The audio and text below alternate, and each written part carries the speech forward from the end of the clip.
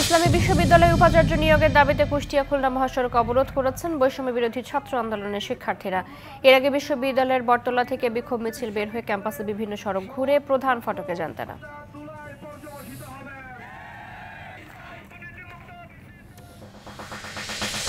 ঝিনাইদহের মহেশপুরের বিভিন্ন সীমান্ত এলাকা দিয়ে ভারতে পাচারের সময় নারী পুরুষ সহ ১৬ জন ও একজন দালালকে আটক করেছে বিজিবি।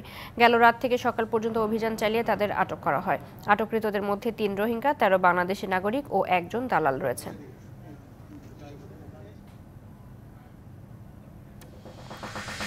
দেশের বিভিন্ন মাজারে ও আহলে সুন্নাত ওয়াল জামাতের কর্মীদের উপর হামলার ঘটনায় জড়িতদের শাস্তির দাবি জানিয়েছেন ইসলামিক ফ্রন্ট বাংলাদেশের চেয়ারম্যান আল্লামা সৈয়দ বাহাদুর শাহ আল মুজাদ্দেদি।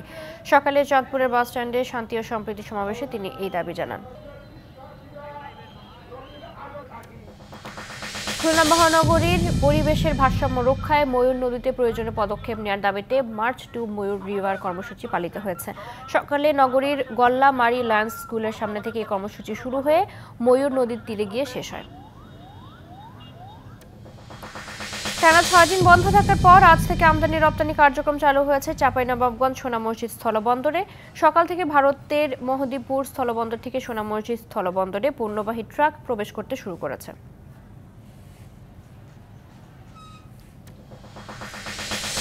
নানা আয়োজনে পটুয়াখালীর কুয়াকাটায় আন্তর্জাতিক উপকূল পরিচ্ছন্নতা দিবস পালিত হয়েছে। ইকোফিশ, ব্লু গার্ড, জাগো নারীর আয়োজনে সকালে পানি উন্নয়ন বোর্ডের সামনে থেকে বর্ণাঢ্য র্যালি শুরু হয়ে শহরে বিভিন্ন সড়ক ঘুরে পর্যটন পার্কের সামনে গিয়ে শেষ হয়।